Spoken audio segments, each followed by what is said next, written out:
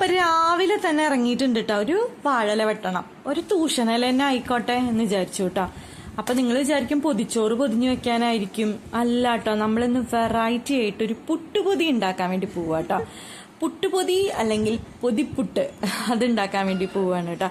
പുറത്തുനിന്ന് തന്നെ നന്നായിട്ട് അങ്ങോട്ട് കഴുകിയെടുക്കാന്ന് വിചാരിച്ചു. നമ്മുടെ വീട്ടിൽ ഇഷ്ടം പോലെ വാഴ ഉള്ളതുകൊണ്ട് വാഴയിലേക്ക് ഒരു പഞ്ഞവും ഇല്ല കേട്ടോ. നന്നായിട്ട് അങ്ങോട്ട് കഴുകിയെടുക്കുകയാണ്. പുട്ടും കടലക്കറിയാണ് കേട്ടോ നമ്മൾ ഉണ്ടാക്കി വെച്ചേക്കുന്നത്. അമ്മയാണ് കേട്ടോ ഉണ്ടാക്കി വെച്ചേക്കുന്നത്.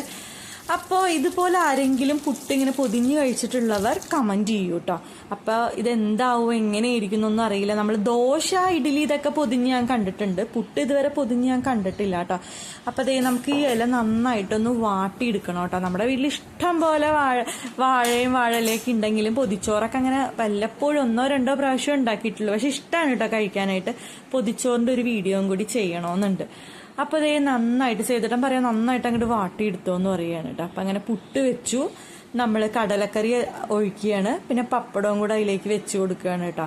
അപ്പം അമ്മ അതിൻ്റെ ഇടയിൽ പറയണ്ടായി കോമളയുള്ള പപ്പടം വെക്കണ്ട എന്ന് പറയണ്ടായ. സാറിൽ എന്തായാലും പപ്പടം തവിടുകൂടി ആവുമല്ലോ. അപ്പം നല്ല കോമളയുള്ള പപ്പടമൊക്കെ നോക്കി അങ്ങനെ എടുത്ത് വെക്കാം. എനിക്ക് മാത്രമാണ് കേട്ടോ, വേറെ ആർക്കും വേണ്ടാന്ന് പറഞ്ഞിട്ടുണ്ട്. അപ്പം എനിക്കങ്ങനെ എന്താ പറയുക, ഇത് പൊതിയാൻ വലിയ വശമില്ല. അപ്പം ഞാൻ അമ്മനോട് പറയുക എനിക്കൊന്ന് പൊതിഞ്ഞാന്ന് അമ്മയുടെ ഒരു സഹായം തേടി. അമ്മയ്ക്കാണെങ്കിൽ നന്നായിട്ട് പൊതിയാൻ അറിയാം കേട്ടോ. പണ്ട് ചെയ്തിട്ട് ഓഫീസിലൊക്കെ പോകുമ്പോൾ അമ്മയാണ് സ്ഥിരം ചോറൊക്കെ ഇങ്ങനെ ഇതുപോലെ നല്ല അടിപൊളിയായിട്ട് പൊതിഞ്ഞു കൊടുക്കും. അന്ന് എന്നോട് പറയാം അടുത്ത് നിന്ന് കണ്ടുപിടിക്കുന്നു. പക്ഷെ ഇതുവരെ അമ്മ പൊതിയണ അത്ര ഒരു ഇതിൽ എനിക്ക് വന്നിട്ടില്ല. അപ്പം അമ്മ തന്നെ അങ്ങോട്ട് ചെയ്യട്ടെ അല്ലേ. അപ്പം അമ്മ നല്ലതാക്കി അങ്ങോട്ട് പൊതിഞ്ഞു വെച്ചു. നമുക്ക് എന്ത് ചെയ്യണം, നമുക്ക് വരാപ്പുഴ മാർക്കറ്റിലേക്ക് പോകണം. അത് കഴിഞ്ഞപ്പോൾ വരുമ്പോൾ ഒരു 4-5 മണിക്കൂറായിട്ടുണ്ടാവും. അപ്പം ഇന്ന് ലഞ്ച് എനിക്ക് ഇതാണ് കേട്ടോ, ചോറ് എനിക്ക് വേണ്ടാന്ന് പറഞ്ഞു. ഇതാണ് നമ്മൾ കഴിക്കാൻ വേണ്ടി പോണത്. വരാപ്പുഴ മാർക്കറ്റിൽ പോയൊരു വലിയൊരു വീഡിയോ ഞാൻ ഇട്ടിട്ടുണ്ട്, അതും നിങ്ങളൊന്ന് പോയി കാണണം കേട്ടോ.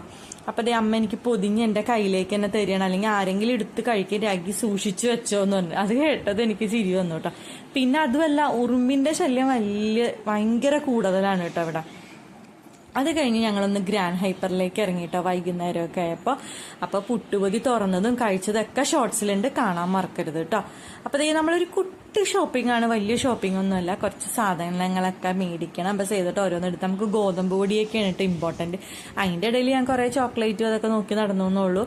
പക്ഷെ ഒന്നും വാങ്ങിയൊന്നുമില്ല കേട്ടോ. എല്ലാം നോക്കാൻ വലിയ ഇൻട്രസ്റ്റ് ആണ്. കുറേ ചോക്ലേറ്റൊക്കെ വാങ്ങി വെച്ചാൽ ലച്ചു അത് அப்படியே തീർക്കും കേട്ടോ. അപ്പോൾ അതേ നമുക്ക് പിന്നെ കടല, പരിപ്പ്, ചെറുപയർ അങ്ങനത്തെ കുറച്ച് സംഭവങ്ങളും കൂടി വാങ്ങണമായിരുന്നു. പിന്നെ 5 കിലോ പഞ്ചസാര 249 രൂപയ്ക്ക് എന്നൊരു ഓഫർ കണ്ടു. അപ്പം എന്നാൽ അതും കൂടെ വാങ്ങിക്കളയാമെന്ന് വിചാരിച്ചു. വീട്ടിൽ പഞ്ചസാരയുടെ ചിലവ് ഭയങ്കര കൂടുതലാണ് കേട്ടോ.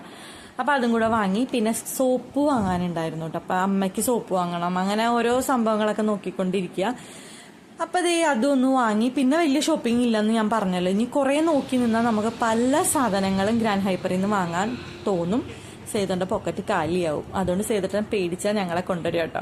അപ്പോൾ അതേ നമുക്കിനി ബില്ലിങ്ങിലേക്ക് പോവാം. ബില്ല് ചെയ്ത് കഴിഞ്ഞ് ഒരു പരിപാടി ഉണ്ടായില്ല, വീട്ടിൽ പോയി ഭക്ഷണം കഴിക്കാന്നുള്ളതായിരുന്നു കേട്ടോ. അതിൻ്റെ ഇടയ്ക്ക് വെച്ചൊരു ചോക്ലേറ്റ് എടുക്കുന്നുണ്ടായിരുന്നു.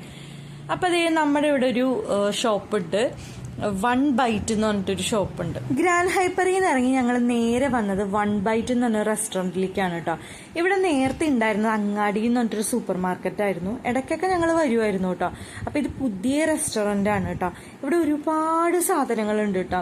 കുഴിമന്തി, ബിരിയാണി, അൽഫാം, കിഴി പൊറോട്ട, ഇല്ലാത്തതൊന്നുമില്ല, എല്ലാം ഉണ്ട് കേട്ടോ. അപ്പം നമ്മൾ ഓർഡർ ചെയ്തത് നല്ല പനീർ കറിയും പൊറോട്ടയാണ് കേട്ടോ നമ്മൾ ഓർഡർ ചെയ്തത്.